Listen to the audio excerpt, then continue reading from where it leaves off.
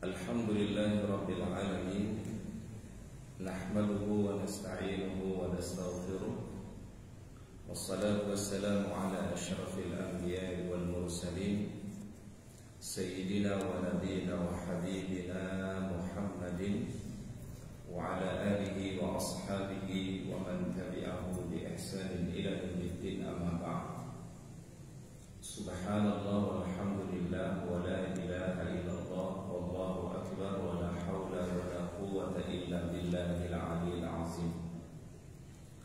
Allahumma anta rabbi la ilaha illa anta khalaqtani wa ana abduka wa ana ala ahdika wa wa'dika mastata'tu. A'udzu bika min syarri ma sana'tu wa abu'u laka bi ni'matika 'alayya wa abu'u bi dhanbi faghfir li fa innahu la yaghfiru dzunuba illa anta. Hadirin kaum muslimin jamaah salat subuh yang dirahmati oleh Allah Subhanahu wa taala. Alhamdulillah, kita panjatkan puji dan syukur kita kepada Allah Subhanahu wa taala. Di kesempatan pagi hari ini kita masih diberikan kesehatan oleh Allah, kita masih diberikan waktu sehingga kita bisa memenuhi panggilannya melaksanakan salat subuh berjamaah. Mudah-mudahan setiap langkah kita di dalam kebaikan menjadi sebab ampunan dari Allah Subhanahu wa taala, dijadikan sebagai sebab diangkatnya derajat kita, dan mudah-mudahan menjadi saksi yang terbaik di hadapan Allah Subhanahu wa taala. Al-yawma nakhtimu ala afwahihim wa tukallimuna aydihim wa tashhadu arjuluhum bima kanu yaksibun. Di hari di mana nanti lisan tidak bisa bicara, tangan yang akan berbicara di hadapan Allah, dan kaki kita akan menjadi saksi terhadap apa yang telah kita kerjakan. Sekali lagi mudah-mudahan di pagi hari ini Allah Ta'ala mempersaksikan kita dengan setiap langkah kita menjadi kebaikan-kebaikan di sisi Allah Subhanahu wa taala. Salawat dan salam kita sampaikan kepada uswah hasanah kita, teladan kita yang mulia baginda Nabi Muhammad sallallahu alaihi wasallam. Mudah-mudahan salawat dan salam kita untuk beliau kelak pada yaumul akhir kita mendapatkan syafaat Rasulullah Muhammad sallallahu alaihi wasallam. Allahumma shalli wa sallim ala nabiyyina Muhammad. Hadirin yang dirahmati oleh Allah Subhanahu wa taala, pada pagi hari ini kita akan mengkaji dari kitab As-Surut Al-Istimai. Kalau diterjemahkan sederhana itu adalah membangun peradaban Islam. Rasulullah sallallahu alaihi wasallam ketika beliau hijrah ke kota Yasrib yang kemudian berganti namanya dengan kota Madinah Al-Munawwarah, Rasulullah sallallahu alaihi wasallam membangun beberapa peradaban yang kemudian menjadi al-hadarah al-islamiyah, yaitu peradaban Islam. Di antara yang beliau lakukan ketika beliau hijrah itu adalah binaul masjid. Beliau membangun masjid yang dijadikan sebagai sentral kegiatan umat Islam di masa Rasulullah sallallahu alaihi wasallam. Ya, ini kemudian nanti akan menjadi sebuah tradisi di dalam peradaban Islam setelah masa Rasulullah sallallahu alaihi wasallam. Dan masjid yang paling pertama dibangun oleh Nabi di kota Yasrib atau di kota Madinah Al-Munawwarah yaitu Masjid Quba. Ya, jadi Masjid Quba itu lebih awal dibangun daripada Masjid An-Nabawi.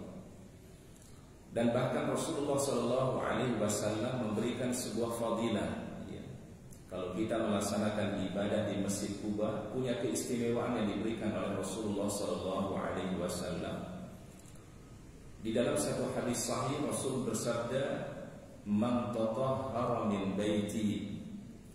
Barang siapa yang bersuci dari tempat tinggalnya, ya, dari rumahnya atau dari tempat tinggalnya, thumma ata Quba, lalu ia menuju Masjid Quba, wa shalla fihi salatan, lalu ia melaksanakan salat sunnah di dalamnya, ka ajril umrah, Allah Subhanahu wa taala memberikan kebaikan yang setara dengan ibadah umrah.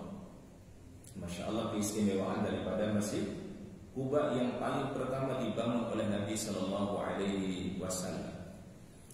Sehingga sentral peradaban itu kata para ulama adalah dimulai dari masjid. Ya. Sentral peradaban Islam itu adalah dimulai dari masjid. Oleh karenanya Rasulullah Sallallahu Alaihi Wasallam banyak memberikan perhatian mengenai urusan masjid. Sampai termasuk juga memakmurkan masjid-masjidnya Allah Subhanahu wa taala menjadi perhatian dari baginda Nabi sallallahu alaihi wasallam.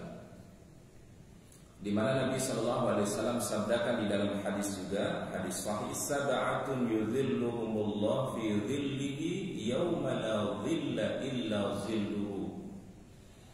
Ada 7 golongan manusia yang diberikan naungan oleh Allah, di mana di hari tidak ada naungan kecuali naungan dari Allah Subhanahu wa taala. Jadi ada 7 golongan sabda Nabi yang mereka nanti pada hari kiamat diberikan naungan oleh Allah, tidak ada naungan pada hari itu kecuali naungan dari Allah Subhanahu wa taala. Itu maksudnya ketika manusia nanti dikumpulkan di padang mahsyar. Jadi hari yang berat, ya hari yang sulit bagi manusia, namun ada orang-orang yang dinaungi oleh Allah dan diberikan jaminan perlindungan oleh Allah Subhanahu wa taala. Dari 7 golongan itu, di antaranya sabda Nabi sallallahu alaihi wasallam, rajulun qalbuhu mu'allaqun bil masajid.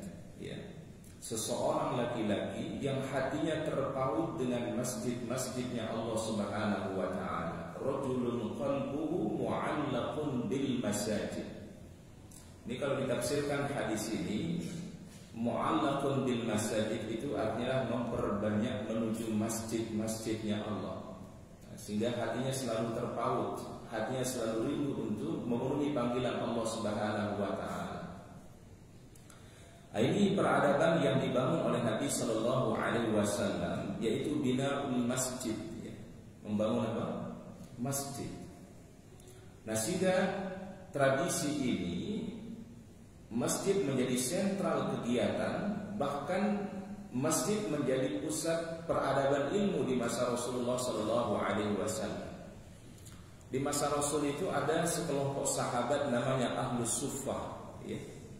Ada sekelompok sahabat Nabi yang disebut dengan Ahlus Suffah, ya. Ahlus Suffah ini orang-orang yang diberikan satu ruangan khusus di Masjid Nabawi. Tugas mereka adalah talabul ilmi dari Nabi Sallallahu Alaihi Wasallam dan meriwayatkan hadis Nabi. Ya. Di antara sahabat yang termasuk Ahlus Suffah itu adalah perawi hadis yang paling banyak dari Nabi Sallallahu Alaihi Wasallam. Ya. Sahabat namanya Abdurrahman bin Sakhar Ad-Dawsi. Ya. Atau sering kita kenal atau sebut dengan siapa? Abu Hurairah. Nama sahabat ini adalah Abdurrahman bin Sakhar Ad-Dawsi. Jadi Abu Hurairah itu bukan nama asli, Pak. Ya. Nama asli beliau itu adalah Abdurrahman bin Sakhar Ad-Dawsi. Nah, tapi sahabat ini adalah karena dia punya peliharaan kucing, ya.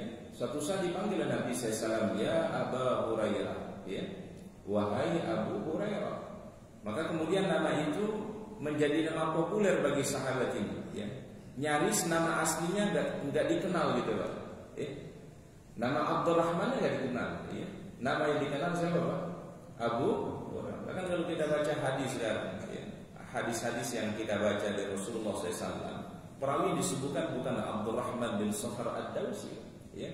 An Abi Hurairah radhiyallahu anhu, an Nabi sallallahu alaihi wasallam. Yang disebut apa? Abu Abdurrahman enggak dikenal jadinya nama aslinya sebenarnya, ya. Nah, sahabat inilah yang termasuk sahabat yang merawikan hadis dari Nabi Sallallahu Alaihi Wasallam dengan periwayatan yang paling banyak, ya. Dan memang beliau ini sahabat Abu Hurairah atau Abdurrahman bin Sakhar Ad-Dawsi ini secara fokus belajar hadis dari Nabi Sallallahu Alaihi Wasallam. Jadi kalau sahabat-sahabat yang lain itu sibuk dengan mengkaji Al-Quran, ya, murajaah Al-Quran, murajaah fikih dan seterusnya, sahabat ini fokusnya untuk menghafal hadis Rasulullah Sallallahu Alaihi Wasallam. Dan beliau lakukan di Masjid Nabawi, ya. Dan tidak pernah keluar dari masjid, Pak. Ya, karena memang tinggalnya di mana, Pak? di Masjid An-Nabawi. Dulu disebar ruangan oleh Nabi SAW disebut dengan Ahlus Suffah. Ya. Nah, sehingga sahabat-sahabat yang lahir dalam peradaban Islam, yaitu yang dididik dengan tarbiyah oleh Rasulullah SAW, melahirkan ulama-ulama. Ya. Oleh karena masjid itu harus melahirkan ulama-ulama. Nah, sehingga kenapa di masjid itu kajiannya ada tafsir, ada hadis, ada fikih, ada akidah dan seterusnya. Jadi menjadi pusat peradaban ilmu. Ya. Dan ini kemudian yang dilakukan oleh umat Islam setelah wafatnya Rasulullah SAW di Maroko, ya, di tahun 856 Hijriah, berarti abad yang ke-8, Pak. Ya. Dibangun jamiah pertama kali. Ya. Jamiah itu artinya universitas. Pertama kali dibangun universitas namanya Al-Qurawiyin, ya, berada di Maroko. Ya. Jadi Maroko termasuk punya peradaban yang sangat panjang, peradaban yang sangat tua, peradaban Islamnya. Ya. Karena beberapa sahabat Rasulullah SAW itu sampai menaklukkan wilayah yang disebut dengan Ashimal Al-Afariqah. Ya. Jadi Afrika sebelah utara. Ya. Jadi Afrika, negaranya Afrika, tetapi bahasanya bahasa Arab. Ya. Kan ada beberapa negara Afrika tapi bahasanya bahasa Arab. Ya. Seperti Mesir, Tunisia, Libya, Jazair, Maroko, itu adalah Afrika, tetapi bahasanya apa, Pak? Bahasa Arab. Karena dulu sahabat Rasulullah SAW sampai menaklukkan wilayah itu, Pak. Ya. Dan kemudian mereka menjadi orang-orang yang bahasa yang mereka pakai itu bahasa Arab, makanya disebut dengan musta'arab. Ya. Jadi dalam istilah sejarah itu ada dua sebenarnya, orang-orang di Timur Tengah itu ada dua, Pak. Yang pertama ada disebut dengan Al-Arab. Ya. Al-Arab itu adalah orang yang memang asli Arab, ya, dan juga bahasanya bahasa Arab. Ya. Jadi memang mereka bangsa Arab dan bahasanya pun juga apa? Bahasa Arab. Ya. Disebut dengan Al-Arab. Ya. Yang kita sebut dengan wilayah yang berada di wilayah Timur Tengah. Ya. Lebih fokus lagi negara-negara yang berada di negara Teluk. Ini disebut dulu Al-Arab, Al-Asil. Ya. Jadi bangsa Arab yang memang aslinya di situ. Ya. Kemudian yang kedua ada namanya musta'arab. Musta'arab itu adalah orang yang tadinya tidak berbahasa Arab, ya, tapi kemudian karena Islam memasuki wilayah itu, mereka menjadi Muslim dan mereka berbahasa Arab. Disebut dengan musta'arab. Ini banyak sekali, Pak, di Timur Tengah itu. Ya, tadi contohnya seperti Mesir. Ya. Mesir itu dulu disebut dengan Ardu Kinana, ya, ya, bangsa Kinana. Ya. Tetapi kemudian setelah ditaklukkan oleh sahabat Rasulullah SAW, kemudian membangun peradaban di Mesir, bahkan para ulama-ulama Islam itu banyak wafat dan dimakamkan di Mesir. Di antaranya Imam Asy-Syafi'i rahimahullahu taala. Jadi Imam Syafi'i itu adalah yaitu wafatnya di Mesir. Ya. Kemudian di antaranya yang lain misalnya Maroko, Aljazair, Tunisia, Libya, itu semua musta'arab namanya. Mereka asalnya bukan bangsa Arab, tetapi memakai bahasa apa? Bahasa Arab. Jadi Masya Allah, salah satu mungkin jaminan dari Rasulullah SAW tentang risalah Islam ini akan sampai ke seluruh penjuru dunia. Ya. Nah, sehingga dari peradaban Madinah ini, Islam kemudian tersebar ke seluruh penjuru dunia, Pak. Ya. Tidak semua sahabat Nabi SAW wafat di Madinah. Jadi setelah wafatnya Rasulullah SAW, tidak semua sahabat Nabi tinggal di kota apa? Madinah. Padahal kita tahu fadilahnya kota Madinah itu luar biasa, Pak. Ya. Sekali sholat di Masjid Nabawi berapa kebaikannya, Pak? Berapa kebaikannya, Pak? Kita sekali sholat di Masjid Nabawi 1000 kali kan dibandingkan dengan masjid-masjid di atas muka bumi. Sholat di Masjidil Haram keutamaannya 100.000 kali dibandingkan dengan masjid-masjid di atas muka bumi ini. Kalau orang hanya berpikir tentang pahala, Pak, mungkin sahabat nggak ada yang keluar dari Mekah Madinah, Pak. Ya, Pak, ya.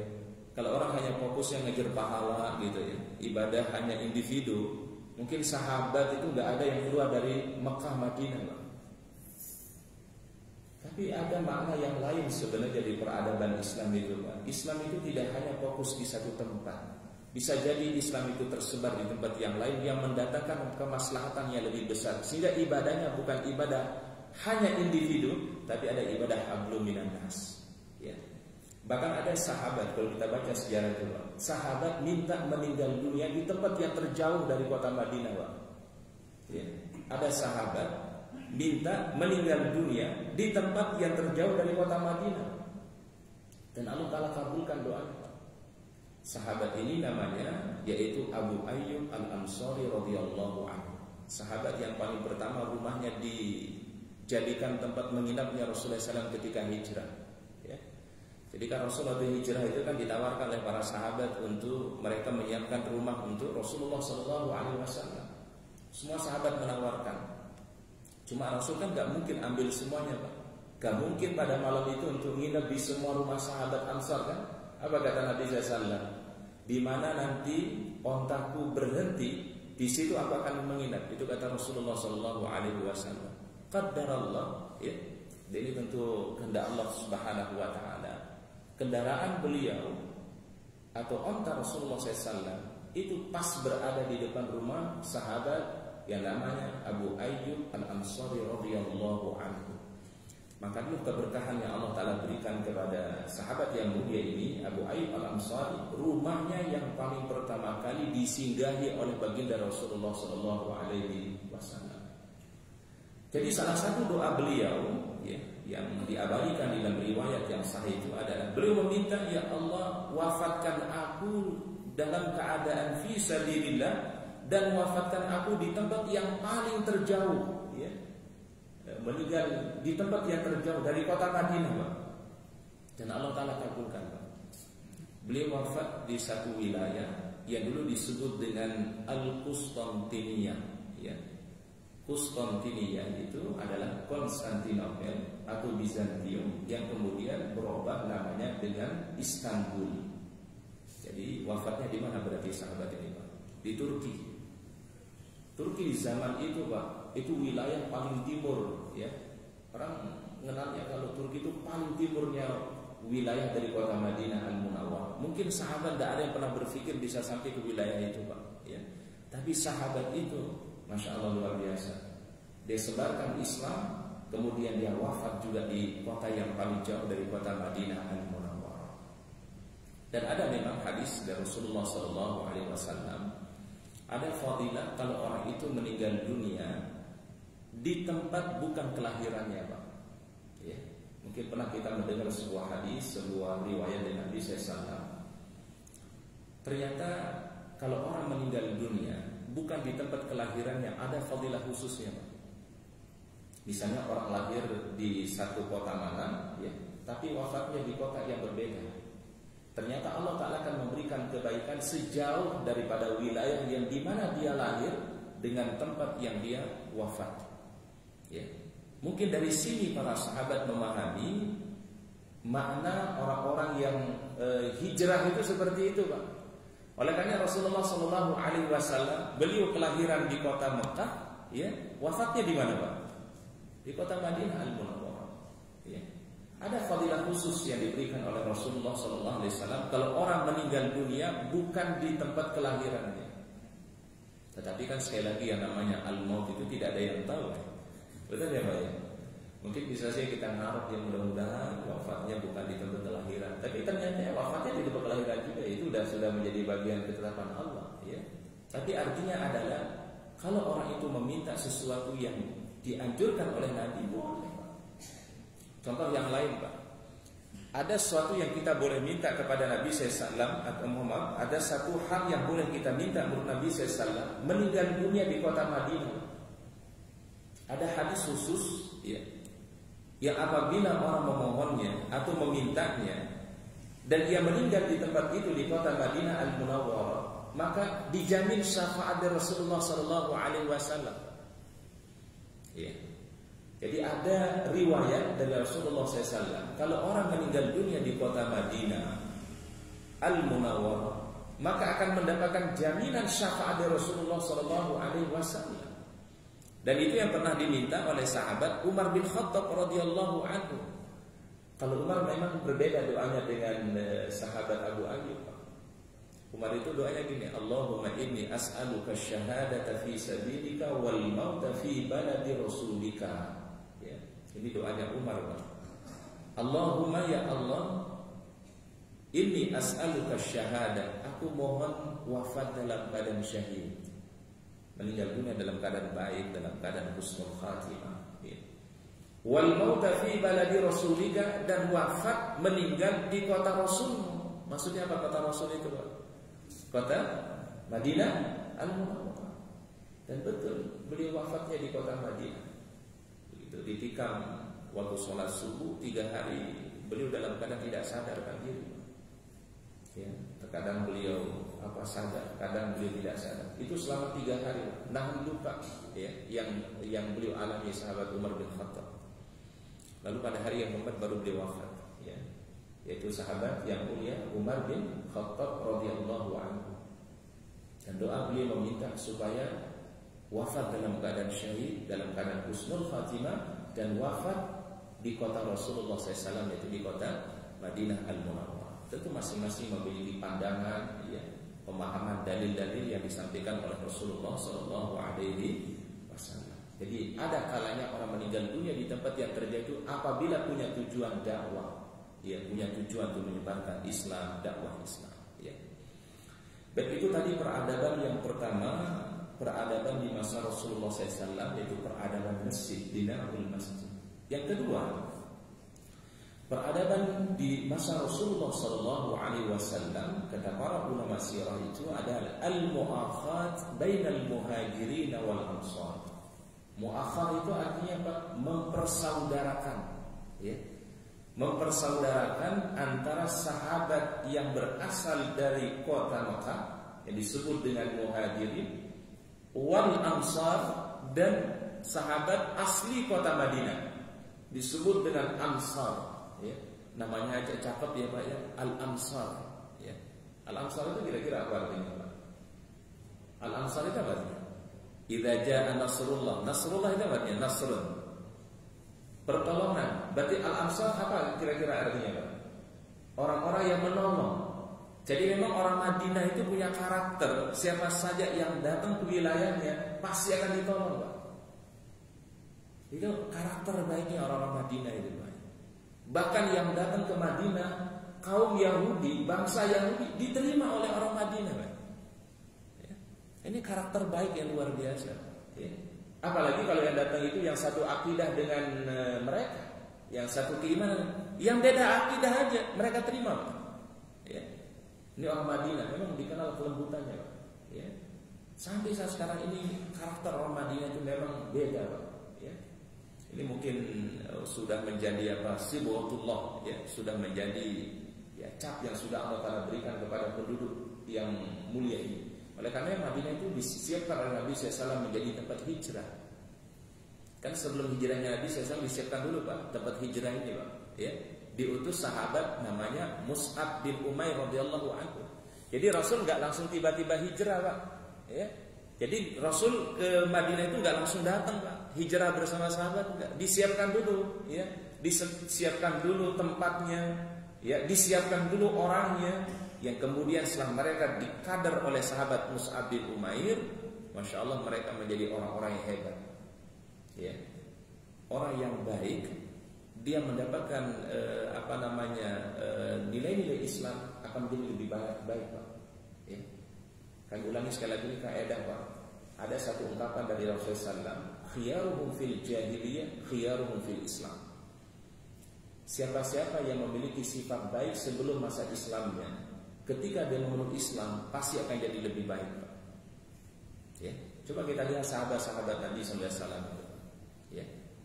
Sebelum mereka memeluk Islam, itu mereka punya potensi baik. Begitu mereka berislam, tambah hebat, Pak. Potensi yang mereka miliki, karakter yang mereka miliki. Khiyaruhum fil jahiliyah, khiyaruhum fil Islam. Ya, sebaik-baik mereka di masa jahiliyah, begitu memeluk Islam, maka mereka menjadi apa, Pak?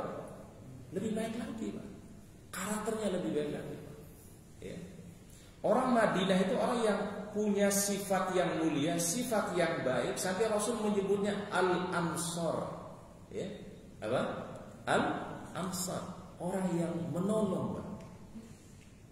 Maka begitu dia tersentuh dengan ajaran Islam, dia menjadi lebih baik lagi, Pak. Jadi itu mestinya Islam itu, Pak, membawa perubahan pada diri orang, ya. Yang tadi mungkin akhlaknya kurang baik, begitu dia mengenal Islam menjadi lebih baik akhlaknya, ya. Yang tadinya mungkin kasar ucapannya, kasar perbuatannya, begitu dia berislam, masya Allah lemah lembut. Ya. Ini yang terjadi pada sahabat Nabi Shallallahu Alaihi Wasallam. Nah, masyarakat Madinah disebut dengan Ansar oleh Allah Ta'ala dan Rasulnya, ya. Kan ada ayat yang berbunyi was-sabiqunal awwaluna minal muhajirin wal ansar walladzina tabauhum bi ihsan radhiyallahu anhum wa radu an.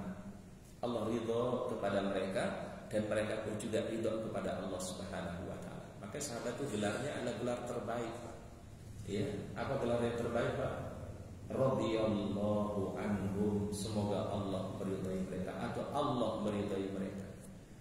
Mungkin kalau kita di dunia ini, Pak, gelar yang orang itu mendapatkan keistimewaan apabila mungkin sudah mencapai predikat pendidikan tertentu, ya, udah S1, udah S2, udah S3, udah profesor misalnya, Pak. Itu kan predikat duniawi namanya. Tapi ada predikat yang paling terbaik, dan ini tidak ada yang miliki, Pak, kecuali hanya sahabat Nabi SAW. Radhiyallahu anhum. Apa radhiyallahu anhum, Pak?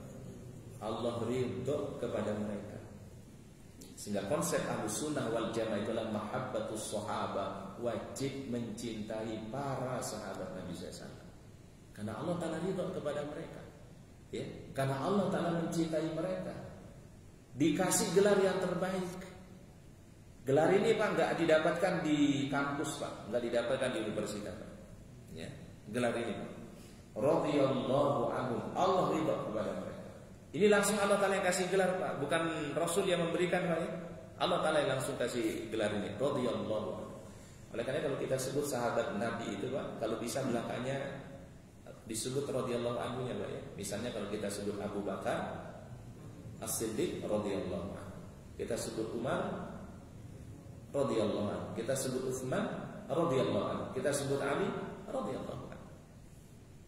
Supaya kita memiliki rasa cinta kepada mereka, cinta kepada para sahabat Nabi Sallallahu Alaihi Wasallam. Karena sekali lagi tidak ada yang paling tinggi dalam Islam kecuali ridho Allah. Sampai ada sebuah riwayat dalam hadis sahih diceritakan oleh Nabi SAW, nanti penghuni surga itu dikumpulkan oleh Allah Ta'ala, seluruhnya, Pak, seluruh penghuni surga dikumpulkan oleh Allah. Lalu Allah Ta'ala tanya kepada mereka, hal raditum, ya, apakah kalian sudah merasa bahagia? Bayangkan penghuni surga ditanya sama Allah, sudah bahagia enggak, ya, di dalam surga ini? Maka apa kata mereka? Radina ya Rabbana, kami sudah merasa bahagia, ya Allah. Engkau berikan nikmat yang belum pernah kami rasakan sebelumnya. Jadi Allah Ta'ala itu ingin mengetahui, Pak, apakah hambanya udah bahagia belum? Udah dikasih surga, udah bahagia belum?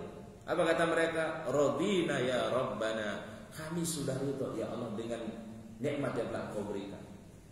Kemudian apa kata Allah Subhanahu wa Ta'ala? Maukah aku tunjukkan ada satu kebahagiaan yang melebihi daripada kebahagiaan surga ini? Itu kata Allah Ta'ala kepada penghuni surga semuanya. Aku ingin beritahukan ada nikmat, ada kebaikan, ada kebahagiaan yang melebihi daripada al-jannah ini. Apa kata ahlul jannah? Apakah itu ya Rabbana? Apa itu wahai Rabb? Apa nikmat kebahagiaan yang melebihi daripada kebahagiaan surga ini?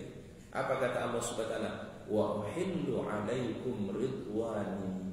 Aku limpahkan kepada kalian segala keridhaanku. Masyaallah. Makanya kalau kita berdoa itu, Pak, yang disebut bukan al-jannah dulu, Pak. Allahumma inni as'aluka ridhaka wal jannah wa a'udzu bika min sakhatika wan nar. Coba yang disebut doa itu, Pak. Bukan al-jannah langsung yang disebut oleh Rasulullah. Rasul nggak baca Allahumma inni as'aluka al-jannah wa a'udzubika minan nar. Rasul menyebutnya Allahumma inni as'aluka ridhaka wal jannah wa a'udzubika min sakhatika wan nar. Allahumma ya Allah, inni as'aluka ridhaka wal jannah. Aku mohon kepadamu ridha. Karena Allah kalau sudah ridha, maka yang lainnya akan mudah. Tapi kalau Allah Ta'ala sudah enggak ridha, ya, maka sulit untuk mendapatkan kebaikan itu, Pak. Kuncinya cuma satu, Pak, ridha Allah. Allahumma inni as'aluka ridhaka wal jannah. Nah, sehingga apapun amaliyah kita, apapun yang kita lakukan, tujuannya tidak ada lain kecuali hanya mengharap ridha dan cintanya Allah Subhanahu wa taala. Hatta amalan itu sederhana. Ya, kita mengerjakan amalan sunnah, amalan yang sederhana, kebaikan yang mungkin kecil menurut kita, tapi di sisi Allah Ta'ala itu besar, Pak. Wa tahsabunahu hayyinan wa huwa 'indallahi 'azim. Ya. Manusia mengira amal itu kecil, perbuatan itu kecil, amal saleh itu kecil, tetapi di sisi Allah azim. Azim itu apa? Azim. Besar. Ya. Mungkin menurut kita ini amalan kecil, amalan sederhana.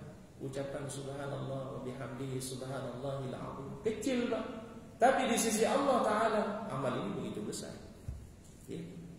Membahagiakan keluarga, ya, memperhatikan keluarga. Mungkin amalan kecil menurut kita, Pak. Tapi di sisi Allah Ta'ala amalan yang begitu besar, azim di sisi Allah Subhanahu wa taala. Kita baca Al-Quran, mungkin cuma berapa ayat yang kita baca, mungkin satu ayat yang kita baca, mungkin satu lembar yang kita baca. Menurut kita mungkin sederhana, wa huwa 'indallahi 'azim, tapi di sisi Allah Ta'ala ini amalan yang begitu istimewa dan besar. Ini kaidahnya kita harus pegang para jamaah. Tahsabunahu hayyinan wa huwa 'indallahi 'azim. Menurut manusia kecil tapi besar di sisi Allah Subhanahu wa taala. Karena kita tidak tahu dari amal-amal yang kita lakukan ini mana yang Allah Ta'ala ridhoi, mana yang mendatangkan ridha Allah Ta'ala.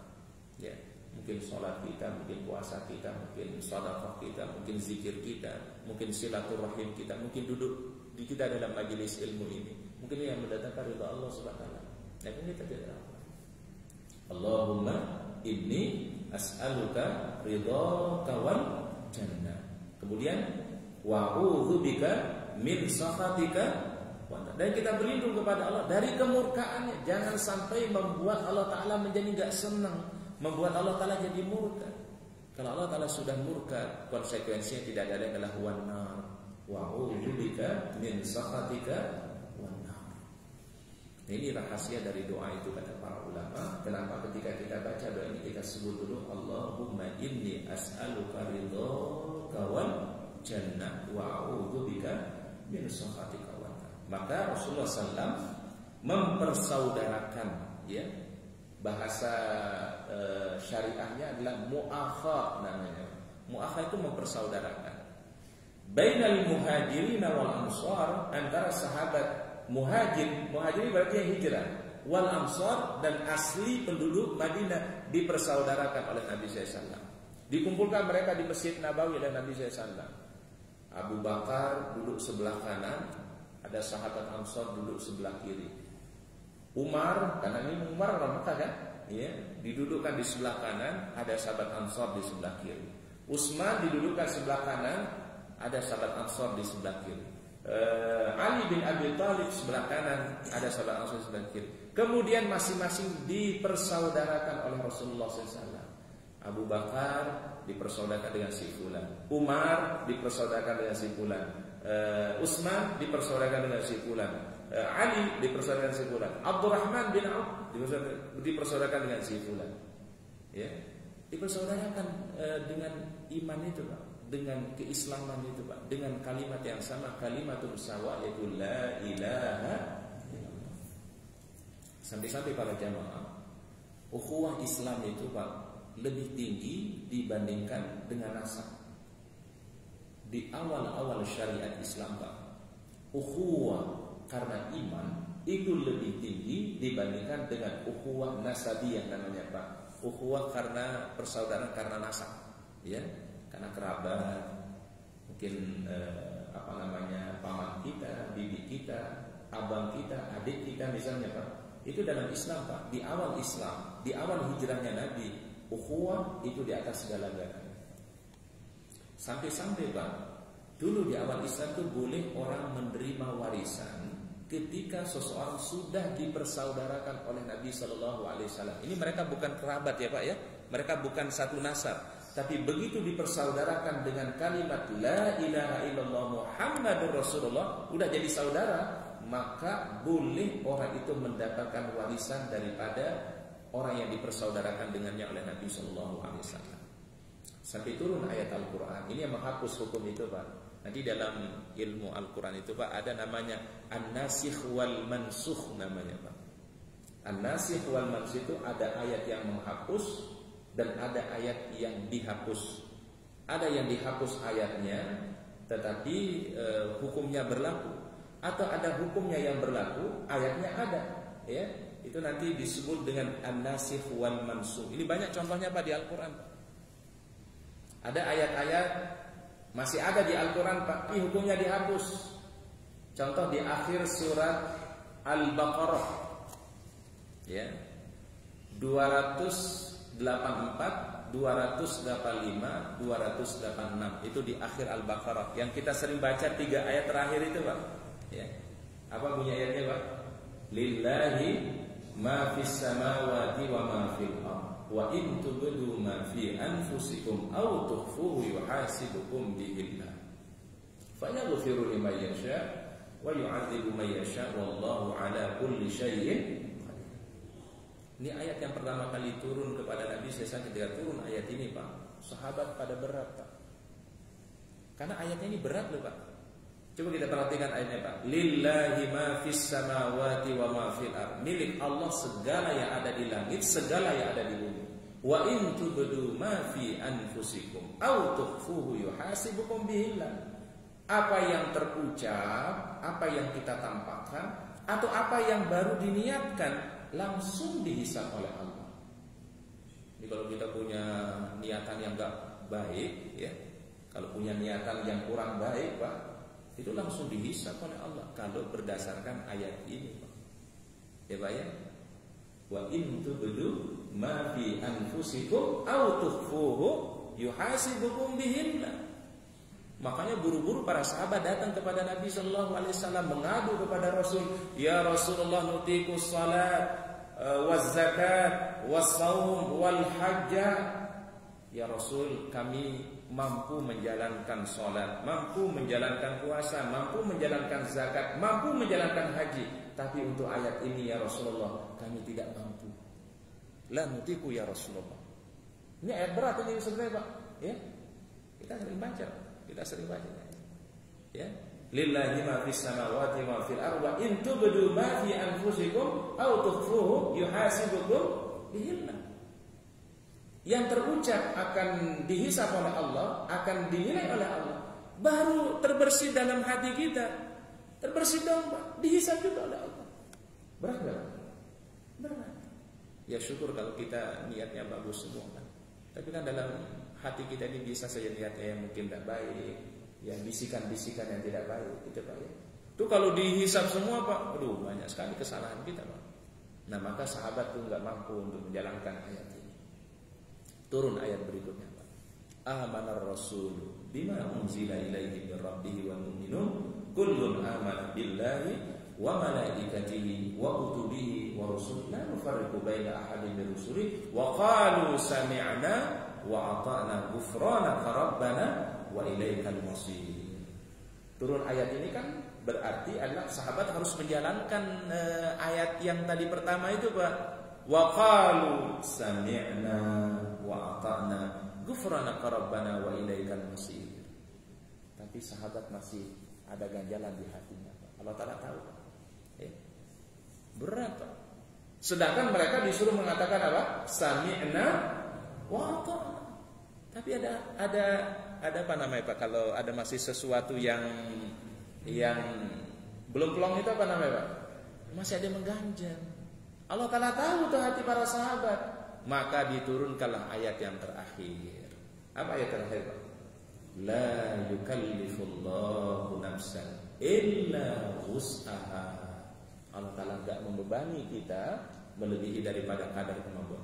Turunnya ayat ini Pak menghapus hukum ayat 2 ayat sebelumnya Pak.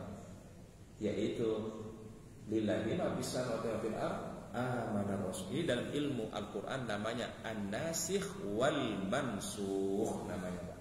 Ya. Ini mungkin ada ustaz-ustaz muda kita ini dari Dewan Dakwah ini kalau di perkuliahan itu pasti diajarkan itu, Pak. Itu ilmu dasar itu, Pak, dalam ilmu Al-Qur'an namanya, Pak. Jadi Al-Qur'an itu bukan hanya ilmu tafsir, Pak, ya. Selama ini kita kalau ngaji Al-Qur'an cuma tafsir gitu. Ada ilmu khususnya, Pak, namanya ilmu ulumul Qur'an, ya. Ada khusus mengkaji tentang ulumul Qur'an. Nah, sama dengan hal tadi, Pak.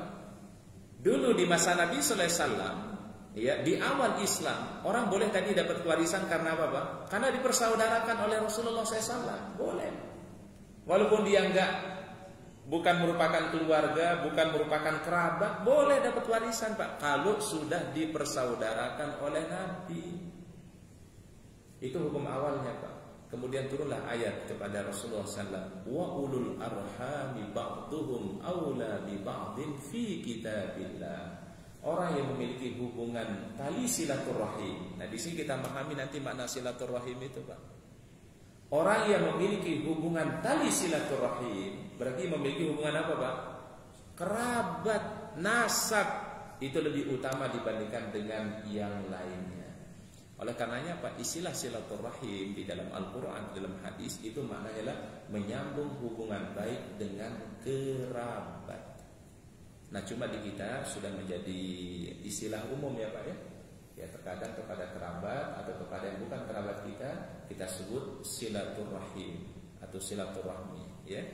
Tetapi makna yang sebenarnya, Pak, makna kalau kita dudukkan dalam konteks Al-Quran atau hadis, silatul arham itu sebenarnya adalah merujuk kepada siapa?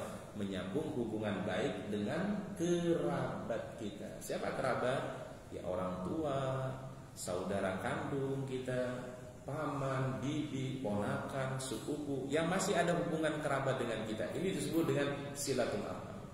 Nah, kalau kepada kaum muslimin namanya silatul ukhuwah. Menyambung apa, Pak? Nah, cuma udah jadi istilah umum di kita, ya, Pak, silaturahim gitu, Pak, ya. Walaupun dengan orang yang bukan kerabat kita. Ya, tapi insya Allah maknanya, maksudnya itulah sebenarnya, maksudnya adalah silatul ukhuwah maksudnya, Pak. Cuma kita pakai istilah apa? Silaturahim, ya. Jadi silatul ukhuwah. Nah, ayat itu dihapus oleh Allah Subhanahu wa taala, Pak. Maka ini kita pahami, Pak, ternyata Islam sangat mengutamakan ukhuwah. Bahkan ukhuwah sekali lagi, Pak, lebih tinggi dibandingkan dengan nasabiyah karena keturunan. Oleh karenanya ada 4 poin yang yang pernah disampaikan oleh Nabi SAW. Ketika beliau berada di Madinah, ada 4 jaminan yang Rasul berikan jaminan kepada masyarakat Madinah. Ini diambil dari hadis Nabi SAW. Dulu ada seorang Yahudi yang pertama kali meluk Islam, namanya Abdullah bin Salam namanya, ya. Abdullah bin Salam ini ketika mendengar pertama kali hadis dari Rasulullah SAW, ini hadis yang pertama kali beliau dengar dari Rasulullah SAW, yang membuat dia masuk Islam, Pak. Namanya Abdullah bin Salam radhiyallahu anhu. Awwalu ma sami'tu min Rasulillah sallallahu alaihi wasallam. Sesuatu yang paling aku pertama kali dengar dari beliau. Dari beliau maksudnya dari siapa, Pak? Dari Rasulullah SAW. Apa kata beliau? Afshus salam. Tebarkanlah salam. Nanti kita pahami apa maksudnya salam di dalam hadis ini, Pak. Yang kedua, at'imut ta'am, berikan makanan. Wasilul arham, sambung tali silaturahim. Kemudian yang keempat, wasallu bil lail wan nasu niyam, bangun di malam hari untuk salat tahajud. Ini empat yang ditekankan oleh Nabi SAW. Pertama adalah apa tadi, Pak? Afsus salam, tebarkan salam.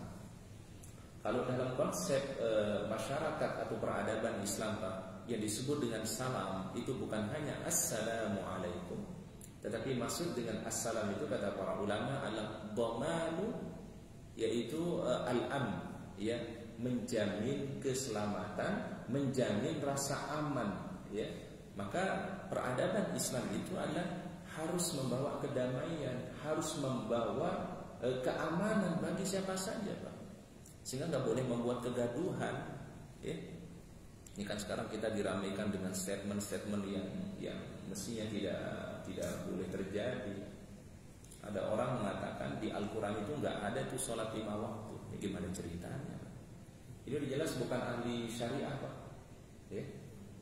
Ini kan membuat kegaduhan sebenarnya. Statement seperti ini mestinya adalah tidak boleh terjadi gitu Pak.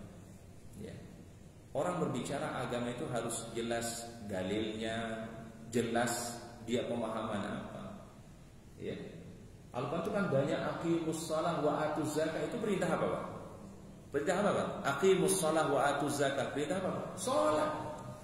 Lalu ada orang mengatakan enggak ada tuh perintah salat di Al-Quran, salat 5 waktu. Ini berarti enggak paham ini dalil Al-Quran itu hadis. Lalu penjelasannya bagaimana? Penjelasannya di hadis Rasulullah sallallahu alaihi wasallam, as-shalawatul khams. Kan ada hadis itu Pak, salat yang 5 waktu, al-jumu'ah ila al-jumu'ah, satu Jumat ke Jumat berikutnya, Ramadan ila Ramadan, satu Ramadan ke Ramadan berikutnya, ya. Kafaratul lima bainahunna, menghapus kesalahan di antara keduanya. Itu kan masih penguatan salat 5 waktu. Oleh karena memahami Islam itu mesti dengan dalil. Memahami Islam ada alatnya Pak. Namanya ada nahwu, ada shorof, ada ilmu fikih, ada ilmu tafsir, ada ilmu Al-Quran, ada ilmu usul fiqh. Itu orang harus paham Pak, baru bisa mengistinbatkan hukum. Jadi jangan ngambil hukum itu main ambil sini. Bukan itu cara mengistinbatkan hukum. Terkadang ada yang tidak disebutkan di dalam Al-Quran bukan berarti tidak ada Pak. Ya. Betul nggak Pak? Ya. Ada yang tidak disebutkan di dalam Al-Quran, tapi disebutkan di mana Pak? Dalam hadis ada Rasulullah SAW. Ya, artinya Pak, tidak boleh menimbulkan kegaduhan. Ya, namanya afsus salam. Ya, Islam itu menebarkan kedamaian, menebarkan jaminan keamanan, keselamatan. Afsus salam. Yang kedua, at'imut ta'am, berikanlah makan. Dalam konsep peradaban Islam, at'imut ta'am itu artinya jaminan ekonomi. Ya. Artinya adalah diberikan keselamatan dia dalam masalah ekonomi, dijamin dia kecukupannya. Itu namanya yaitu al-iqtisad, dhamanul iqtisad. Kemudian yang ketiga yang dijamin oleh Islam itu, yang ketiga itu adalah wasilul arham, ya, dhaman yaitu asilah, jaminan sosial, ya. Bagaimana kehidupan bermasyarakat, bukan hanya hablum minallah tapi juga apa? Hablum minannas. Itu Islam. Kemudian yang terakhir, wasallu bil laili wan nasu niyam. Ini kan kalau kita sebagai muslim tahajud, tapi dalam masyarakat peradaban Islam ini namanya jaminan spiritual. Masing-masing diberikan hak untuk menjalankan agama sesuai dengan keyakinannya. Lakum dinukum waliyadin. Hati yang diambil dari hadis Nabi sallallahu alaihi wasallam. Sehingga lengkaplah Islam itu Pak, memberikan 4 jaminan Pak, ya. Jaminan kedamaian, ya, sehingga tidak menimbulkan kegaduhan, fitnah dan seterusnya. Yang kedua adalah jaminan iktisad, ya, jaminan ekonomi. Kemudian yang ketiga adalah jaminan sosial, ya. Kemudian yang terakhir adalah jaminan spiritual. Itu yang diinginkan oleh Rasulullah sallallahu alaihi wasallam dari 4 poin hadis tadi. Absus salam, wa at'imut ta'am, wasilul arham, wasallu bil lail wan nasunya. Maka kata Rasul di ujungnya adalah tadkhulul jannata bisalam. Engkau akan mendapatkan al-jannahnya Allah dengan penuh kebaikan dan keselamatan. Maka habis salat itu selalu kita baca Bapak, Allahumma antas salam wa minkas salam wa ilaika ya'udus salam wa hayyina rabbana bis salam wa adkhilnal jannata darussalam tabarakta rabbana wa ta'alaita ya dzal jalali wal ikram. Kalau yang pendek ada Allahumma antas salam wa minkas salam tabarakta ya dzal jalali wal ikram. Ini jaminan keselamatan. Dengan orang berislam itu maka dijamin keselamatannya di dunia dan juga di akhirat. Baik, wallahu a'lam bishawab. Mungkin itu yang bisa kami kaji dari kitab As-Suluk Al-Ijtima'i fil Islam atau peradaban Islam. Mudah-mudahan Allah Ta'ala memberikan kita ilmu yang bermanfaat. Allah Ta'ala menguatkan ukhuwah Islamiyah kita. Allah Ta'ala memberikan kita taufik dan hidayahnya. Dan mudah-mudahan Allah Ta'ala senantiasa memberikan kemuliaan kepada kita semua. Izzatul Islam wal muslimin, izzah untuk Islam dan juga izzah untuk kaum muslimin insyaallah. Wallahu a'lam bishawab. Mungkin sebelum kita tutup. Mungkin ada yang mau sharing, ada yang mau bertanya, kami beri kesempatan. Ya, silakan Pak. Nanti kita akan dibajukan membangunkan masjid. Kok masih ada orang Islam yang pengaturannya luas, punya kekuasaan, menutup masjid Pak, mengacak-acak aturan sholat, direndam segala macam, harus pakai masker, kayak sudah kita katakan. Baik. Kita aja Pak. Baik, wallahu a'lam bishawab. Ya, tentu kita dalam bermasyarakat tentu penentu kebijakan itu kan punya kebijakan sendiri. Ya. Dan tentu juga yang memiliki wewenang itu kan juga minta nasihat dari MUI. Ini harus kita pahami juga jamaah. Ya. Jadi pasti ada petunjuk dari MUI, ada arahan dari MUI. Ya. Dan itulah pentingnya MUI untuk memberikan penguatan atau arahan. Ya. Jadi karena kondisi darurat, ini kan kondisi pandemi namanya Pak ya. Nah, kita pakai fikihnya fikih darurat. Ya. Ada 3 kaidah kalau fikih darurat itu pada dalam Islam. Pertama, la dharar wa la dirar. Ya. La dharar wa la dirar artinya jangan membawa bahaya untuk diri sendiri dan jangan membahayakan orang lain. Ya, ini kaidah yang dipakai pertama Pak. Ya. Yang kedua adalah darul mafasid muqaddam min jalbil masalih, menghindarkan mudarat lebih utama dibandingkan mendatangkan maslahat. Yang ketiga, ad-darru yuzal, ya, mudarat itu mesti dihindari. 3 kaidah ini yang dipakai di masa kita pandemi saat sekarang ini. Makanya di awal-awal pandemi ketika kasusnya lagi naik gitu, ya ada arahan untuk tetap menggunakan masker, kemudian ada jarak antara satu jamaah dengan jamaah yang lain. Ini bukan berarti kita tidak mengikuti sunnah Nabi Pak. Jadi dalam kondisi darurat, sesuatu yang sifatnya sunnah bisa berubah, ya, karena fatwa itu melihat kondisi Pak. Apakah kita tidak menjadi musyrik Pak karena kita takut kepada selain Allah? Saya kira kalau konteks musyrik mungkin bukan begitu Pak ya. Kalau musyrik itu kayaknya maknanya terlalu jauh Pak ya. Kita kondisi darurat, tentu kita ingin menyelamatkan diri kita, menyelamatkan orang lain. Dan ini kondisi bukan hanya terjadi di Indonesia Pak. Ya. Terjadi di di seluruh dunia Pak. Ya. Nah, coba kita lihat juga di pusat Islam aja deh Pak. Ya. Di mana pusat Islam Pak? Mekah Madinah. Betul Pak ya? Ya, orang pakai masker. Ya. Sampai sekarang aja kita nggak bisa ke sana Pak. Karena kondisinya memang masih masih dalam kondisi pandemi. Ya, ada jarak antara satu jamaah dengan jamaah yang lain. Jadi hal-hal yang seperti ini memang harus disikapi lebih bijak ya. Kita dalam kondisi yang darurat ya. Bukan berarti kalau kita Islam mengikuti hal ini berarti kita musyrik dong karena kita takut kepada selain Allah. Ya, pemahaman musyrik itu memang pemahaman yang mesti didalamin ya. Kita tidak menghambakan kepada selain Allah ya. Ini kita dalam kondisi darurat, maka dalam Islam itu kalau darurat apa yang kita lakukan Pak? Lebih berhati-hati untuk keselamatan diri dan juga keselamatan orang lain. Nah, saya kira itu mungkin Pak ya. Jadi pemerintah pun juga ketika mengambil satu keputusan itu ya tetap memberikan minta masukan dari Majelis Ulama Indonesia. Ya, kita ikuti petunjuk juga para ulama kita seperti apa ya. Terutama otoritas Indonesia itu Pak MUI Pak. Ya. Kita dengar arahan MUI ya. Kita dengar arahan para ulama kita ya. Nah, jangan ikut istilahnya Pak, jangan kan terkadang mohon maaf ada sebagian komunitas gitu misalnya ikuti fatwa komunitasnya. Otoritas fatwa itu harus terlembaga Pak. Ya. Di negara-negara Islam dimanapun di dunia ini Pak ada lembaga khusus untuk memberikan fatwa. Di Indonesia namanya apa Pak? Majelis Ulama Indonesia. Ya, jangan seorang ustadz yang ada di majelis taklimnya dijadikan rujukan. Itu belum sampai kepada hak untuk memberikan fatwa. Fatwa itu harus dilembagakan Pak.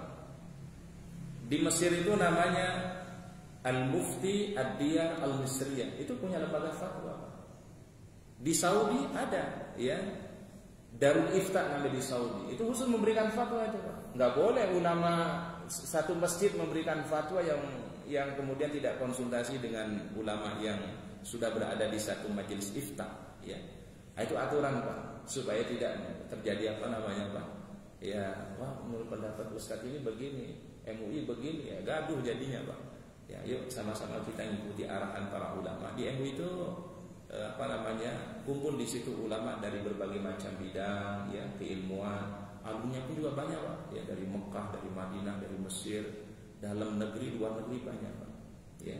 Dan dari ormas-ormas Islam di situ Pak. Ya, ada Nahdlatul Ulamanya, ada Muhammadiyah, ada Persis, ada Dewan Dakwah, ada Wasliyah dan seterusnya. Kumpul di situ untuk memberikan solusi-solusi yang terbaik untuk umat ya. Jadi sekali lagi Pak, tidak ada yang jadi rujukan kita terutama dalam masalah fatwa Pak ya. Itu ambillah fatwa itu sesuai dengan apa yang ada difatwakan oleh ulama setempat. Bahkan ulama di Saudi ketika ditanya tentang satu fatwa, nggak boleh dipakai fatwa di Saudi di Indonesia, nggak akan nyambung Pak. Ini catatan penting untuk beberapa ustaz saya perhatikan. Terkadang ngambil fatwa di Saudi dipakai di Indonesia nggak bisa Pak. Karena kalau fatwa itu adalah terikat dengan kondisi Pak. Ya, contoh sederhana misalnya Pak. Ulama-ulama di Saudi itu Pak, kalau ditanya tentang memberikan aspirasi ya, itu nggak boleh Pak. Ya, demo itu nggak boleh, haram hukumnya Pak. Ya. Karena sistem mereka kan bukan sistem demokrasi seperti kita yang boleh memberikan saran, menyampaikan aspirasi. Di sana jangankan menyampaikan aspirasi Pak, mengkritik aja. Kalau berbeda dengan kepentingan kerajaan, insya Allah besok orangnya udah nggak ada Pak. Ya, kan banyak ulama-ulama ditangkap di sana, dipenjarakan hanya gara-gara fatwanya, statementnya agak sedikit berbeda dengan pemerintah. Sehingga di sana nggak boleh Pak, demo itu nggak boleh. Ya. Pernah kita dengar di Saudi ada demo Pak? Nggak ada. Ya. Ya belum demonya udah Pak, udah ditangkepin Pak. Karena sistemnya kerajaan Pak. Yang raja itu kan Pak? Memiliki otoritas yang luar biasa. Ulamanya dikendalikan di sana Pak. Ya, ulamanya dikendalikan. Nah, ini harus kita bedakan kondisi Pak ya. Di negara-negara Islam atau negara-negara yang sistemnya bukan kerajaan, itu biasa lebih terbuka Pak. Contoh Mesir itu boleh demo Pak. Ya, nyampaikan aspirasi ya. Tapi dengan catatan kan Pak ya. Ya, jangan menimbulkan mudarat, jangan merusak fasilitas umum. Itu sudah ada faedah-faedahnya Pak, nyampaikan aspirasi Pak. Ya, jangan mengeluarkan kata-kata yang tidak baik misalnya Pak. Jangan menghujat, mencela. Di negara-negara mayoritas Islam itu rata-rata adalah sistemnya bukan sistem kerajaan Pak. Ya, sistem kerajaan al-mulukiyah itu biasanya adalah mereka nggak boleh demo Pak. Ya. Contoh mana lagi yang sistem kerajaan di Timur Tengah itu Pak? Saudi, Kuwait, Bahrain, Qatar, negara-negara teluk itu rata kerajaan Pak. Sehingga nggak ada demo di sana Pak. Fatwa ulamanya pasti demo hukumnya apa Pak? Haram. Karena pakai sistem itu Pak. Di negara yang sistemnya demokrasi, itu kan ada di situ kebebasan untuk menyampaikan aspirasi, kebebasan untuk memberikan masukan. Itu kan masukan itu kan amar ma'ruf namanya Pak, nahi mungkar. Ya, mungkin yang tadinya orang tuh lupa jadi ingat. Ya, karena yang namanya memberikan orang yang diberikan kekuasaan atau jabatan itu kan terkadang ya bukan malaikat kan ya Pak ya. Ya bisa dia salah, dia benar. Ya, maka itulah pentingnya aspirasi dari masyarakat, memberikan masukan, memberikan kritikan, ya, selama kritikannya memang untuk membangun dan seterusnya. Nah, sehingga fatwa di kita di MUI itu adalah boleh untuk demo, boleh untuk memberikan aspirasi, tapi ada catatannya begini. Jadi jangan dipakai, mohon maaf, ini sebagian ustaz, catatan beberapa ustaz mengambil fatwa di Saudi dipakai di sini, enggak nyambung Pak. Apalagi kalau mengatakan yang menyampaikan aspirasi itu bugon itu pemberontak loh Pak. Dalam hukum Islam pemberontak nggak boleh, ya. Itu di dalam sistemnya kayak tadi Pak. Yang memberontak itu biasanya membawa apa Pak? Bawa senjata, ingin menggulingkan kekuasaan. Itu pemberontak, itu nggak boleh memang dalam Islam kan. Tapi menyampaikan aspirasi boleh nggak Pak? Boleh. Itu namanya amar ma'ruf nahi mungkar. Ini satu contoh maksudnya. Fatwa di satu wilayah itu nggak bisa dipakai di wilayah yang berbeda. Ulama Saudi aja mengakui Pak, tapi nggak tahu ustaz-ustaz sebagian ustaz kita ngambil fatwa dari Saudi. Ulama Saudi sendiri mengatakan ambil fatwa dari ulama-ulama kalian di Indonesia. Siapa ulama-ulama kita di Indonesia ini Pak? Tentu yang berada di satu otoritas namanya Majlisul Ulama Al-Indonesia. Di Di majelis ulama itu banyak bagiannya Pak ya. Ada bagian namanya dakwah, ada bagian fatwa, ada bagian DSN.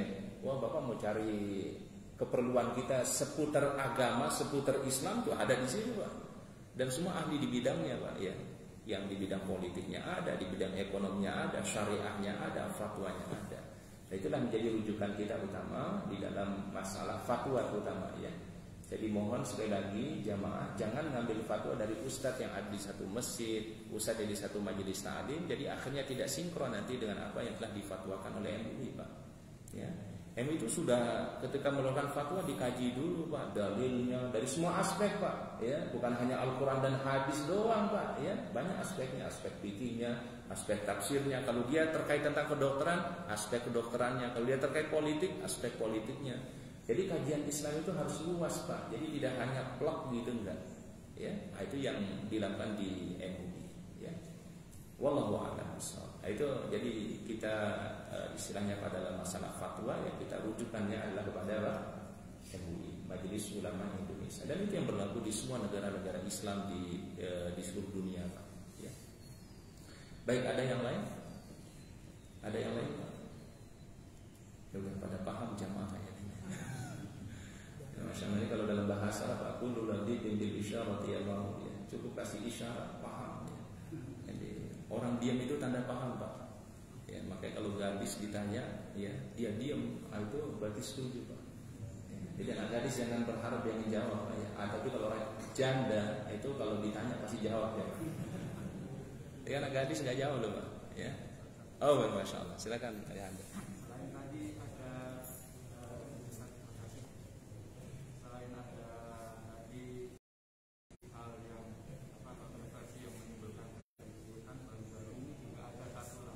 Pernyataan seorang ya kalau bilangnya sih dia iya menyatakan bahwa Islam adalah agama yang memang belum sempurna.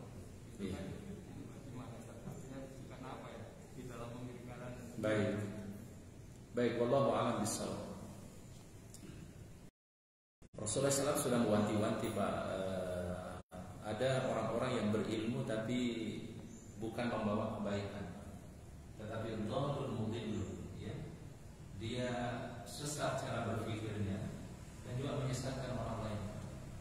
Itu fenomena yang akhir-akhir ini yang kita perhatikan. Makanya ulama itu harus hati-hati statementnya, apalagi sudah jadi tokoh, sudah jadi kiai ya harus ya, statementnya itu benar-benar jangan sampai menimbulkan mudarat. Apalagi suatunya sudah prinsip ya. Contoh misalnya kita Ahlus Sunnah wal Jamaah sudah mengatakan Islam itu sudah final. Islam itu sudah sempurna. Al-yawma akmaltu lakum dinakum wa atmamtu 'alaikum ni'mati wa raditu lakum al-Islam. Ini dalilnya Pak. Makanya Rasulullah SAW ketika beliau akan wafat itu Pak, ketika turun ayat ini sahabat sudah merasa Pak. Sudah merasa para sahabat ini Rasul enggak akan lama lagi akan hidup bersama kita. Karena apa makna itu tuh Pak? Al-yauma hari ini kan waktu beli haji wada Pak. Al-yauma akmaltu lakum, aku sempurnakan untuk kalian agama kalian. Wa atmamtu 'alaikum ni'mati, aku sempurna nikmatku untuk kalian. Wa raditu lakumul Islam madinah, aku ridha Islam sebagai agama kalian. Sahabat itu udah pada nangis Pak di Arafah itu Pak. Karena dengan turun ayat ini Pak, ini mengisyaratkan Nabi udah enggak akan lama lagi dengan para sahabat. Apalagi dengan turunnya ayat apa? Idza jaa nasrullahi wal fath wa ra'aitan nasa yadkhuluna fi dinillahi afwajan fasabbih bihamdi rabbika wastaghfir innahu kana tawwaba. Apa kata Ibnu Abbas? Hada qurbu ajali Rasulillah. Ini tanda ajalnya begitu dekat Rasulullah SAW. Artinya sebentar lagi beliau akan apa Pak? Wafat. Jadi selama ini Pak, para ulama sudah memberikan sebuah konsep kepada kita semua, yaitu dalam Ahlus Sunnah wal Jamaah Islam ini sudah sempurna, semua ajarannya, semua syariat sudah sempurna. Ya, kalau misalnya Pak kita tidak temukan di dalam Al-Quran secara mendetail, Allah Taala sebutkan biasanya secara global Pak. Jadi kan Islam itu tidak harus mohon maaf Pak, harus detail gitu Pak. Contoh sholat aja Pak. Di Al-Quran itu sholat itu apakah disebut tata caranya Pak? Disebut nggak tata caranya? Nggak ada. Aqimus shalah, dirikan salat, wa atuz zakat. Di mana dijelaskan Pak? Itulah pentingnya hadis-hadis Rasulullah sallallahu alaihi wasallam. Nanti diperkuat lagi dengan sirah nabawiyah. Jadi kalau bisa para jamaah mengkaji juga sirah nabawiyah. Ya, sirah itu apa? Sejarah kehidupan Nabi SAW. Kalau kita paham sejarah, nanti kita mudah memahami Al-Quran, mudah memahami hadis Nabi SAW. Harus kuat sejarahnya juga. Namanya sirah nabawiyah. Nah, artinya adalah Islam itu sudah final. Jadi kalau ada statement yang mengatakan Islam belum sempurna, ya berarti ada salah di dalam pemikirannya. Ya. Dan ini pemikiran yang mestinya tidak boleh, ya, pemikiran yang membuat umat Islam menjadi ragu dan mungkin bisa menyesatkan pemikirannya. Dan ini sedang dibahas memang di MUI, ya, kemudian juga di beberapa para ulama, para asal juga memfokuskan tentang bahas ini. Bahkan beberapa ustaz memberikan bantahan, ya, kepada statement beliau atau pernyataan beliau. Bukan hanya itu saja sebenarnya ayahanda, termasuk adalah mencela keluarga Nabi Sallallahu Alaihi Wasallam. Di dalam Ahlus Sunnah wal Jamaah itu Pak, kita wajib menghormati keluarga Nabi, wajib menghormati istri Rasulullah, wajib menghormati keluarga Nabi, ahlul baitnya Nabi SAW. Ya, malah beliau sepertinya melecehkan keluarga Rasulullah Sallallahu Alaihi Wasallam. Ya, padahal kita disuruh mencintai Nabi. Coba Pak, kalau kita salawat itu pasti berselawatnya kepada siapa Pak? Kepada Nabi dan siapa Pak? Keluarga beliau kan? Allahumma sholli ala Muhammad wa ala ali Muhammad. Ini catatan yang kedua. Catatan yang ketiga, beberapa cerita-cerita yang beliau sampaikan ternyata adalah banyak bukan berdasarkan dalil, ya. Seperti kayak cerita-cerita yang fiktif, ya. Hal-hal yang memang dia tidak ada dasarnya dari Al-Quran, tidak ada dasarnya dari hadis Nabi Sallallahu Alaihi Wasallam. Apalagi dibuatkan sebuah cerita yang sepertinya didramatisir gitu Pak. Ini nggak boleh Pak. Itu kalau dalam hadis namanya maudhu namanya Pak. Apa maudhu itu Pak? Maudhu itu apa nih maudhu? Langsung nggak boleh. Sirah itu punya harus dasar Pak. Makanya para ulama itu ada namanya Sahih As-Sirah An-Nabawiyah. Sirah Nabi SAW yang sahih. Berarti kan ada pemalsuan sejarah pun juga ada Pak. Jangan salah Pak, ada orang-orang yang memalsukan sejarah Nabi SAW. Ya, dia tidak menyampaikan sejarah itu secara sahih. Ya, ini dialami oleh beliau juga Pak. Ada beberapa catatan di dalam penyampaian sejarah itu yang tidak sesuai dengan riwayat yang sahih dari sirah Nabi SAW. Apalagi terkait dengan keluarga beliau. Ini sedang didalami oleh MUI. Sebenarnya pemikirannya beliau ini apa gitu ya, ya Pak ya. Ini nanti hasilnya insya Allah nanti akan ketahuan ya. Karena orang kalau sudah benci dengan keluarga Nabi, benci dengan sahabat, itu pasti ada kecenderungan kepada satu akidah, satu keyakinan ya. Wallahu a'lam bishawab ya. Ini sedang dikaji oleh MUI nanti. Insya Allah mungkin kalau Ustaz isi kajian nanti berikutnya mungkin bisa disampaikan insya Allah. Wallahu a'lam bishawab. Mungkin itu yang kita bahas pada hari ini. Kita tutup doa kafaratul majlis. Subhanakallahumma bihamdika asyhadu an la ilaha illa anta astaghfiruka wa atubu ilaik. Afwan minkum. Assalamualaikum warahmatullahi wabarakatuh.